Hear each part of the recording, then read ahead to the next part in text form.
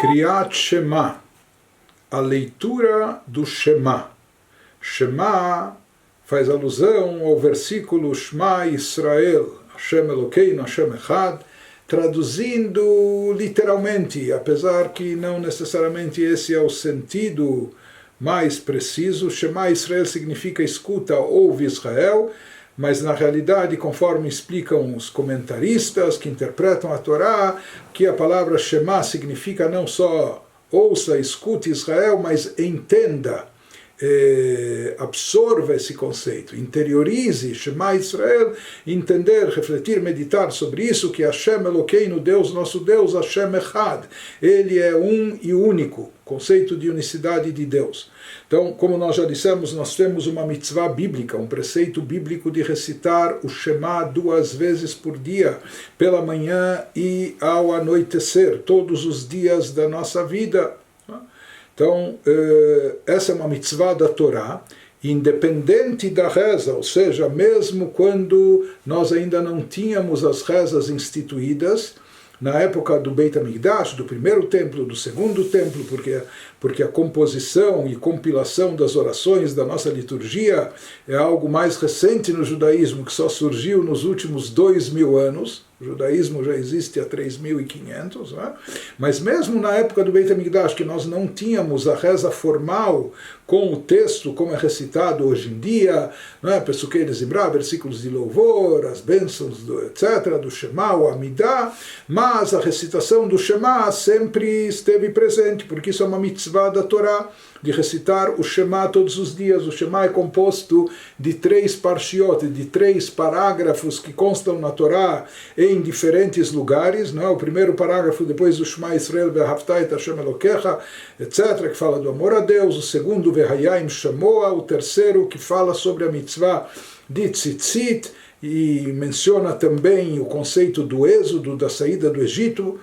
Esses 3 trechos, essas 3 passagens juntas formam a leitura do Shema, que deve ser feita por cada um de nós todos os dias, de manhã e à noite. E dentro dessas parshiot nós encontramos vários princípios fundamentais da nossa fé, da fé judaica. Ou seja, em primeiro lugar, a fé em um Deus único, monoteísmo, a fé na unicidade de Deus. O conceito de amor a Deus, amar a Deus com todo o coração, com toda a alma, com todas as nossas forças e posses, etc. A ideia do estudo da Torá e a importância também do ensino da Torá para os nossos filhos, para os nossos discípulos, etc. Não é? E a pessoa só pode ensinar se ele próprio conhece, portanto também deve estudar Torá em todos os momentos da sua vida, em casa ou viajando, de manhã ou à noite, etc.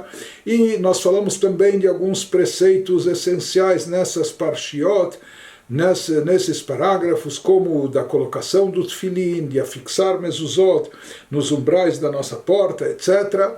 Mas, sem dúvida alguma, o início do Shema, que contém essa declaração de fé em um Deus único, isso é uma parte essencial, e de acordo com a Halachá, essa declaração é algo tão importante que exige concentração máxima. Por isso costumamos cobrir e tampar os olhos na hora de dizer essa frase, até para não se distrair olhando e vendo, observando outras coisas, mas para nos concentrarmos, não é, de forma efetiva naquilo que estamos dizendo e declarando, a conscientização da nossa fé em Deus e da existência de um Deus único. Por isso, até pela Halachá, se a pessoa recitou o Shema, essa frase, mas não se concentrou, então não cumpriu a mitzvah, tem que repetir, não é?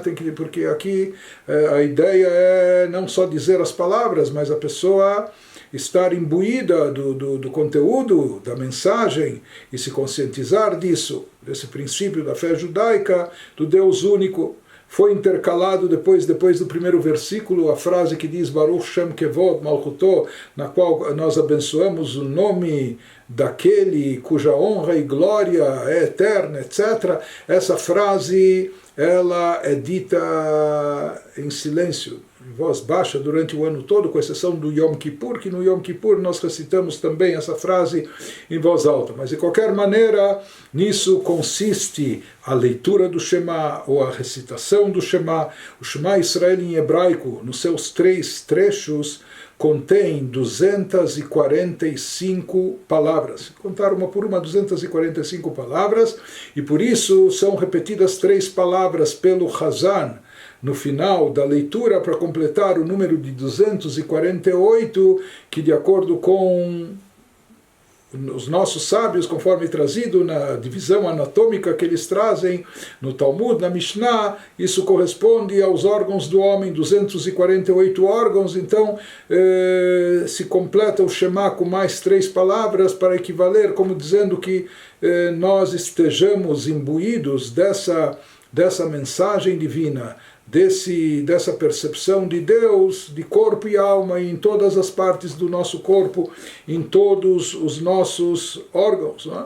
E a leitura do Shema aqui está incorporada na reza, como nós dissemos, de manhã, depois do Pesukei de Zimra, depois das bênçãos que precedem o Shema, à noite, depois de 2 bênçãos que precedem o Shema. O Shema também é dito antes de dormir, mesmo sendo uma reza oficial, eventualmente de manhã mais cedo, quando a gente reza um pouco mais tarde, então está intercalado uma pequena leitura do Shema para ser feita dentro de um horário propício, já que existe um horário adequado, ideal, tanto para a leitura matinal como para a leitura noturna. E o Shema é algo tão importante com o que ele significa e representa, que uma das primeiras frases que pais judeus ensinam para os seus filhos para pronunciarem é o Shema Israel, Hashem Elokeinu, Hashem Echad. E como se fala, até Deus nos livre, alguém que está acompanhando os últimos momentos de vida de alguém que está em estado terminal e já nos últimos instantes.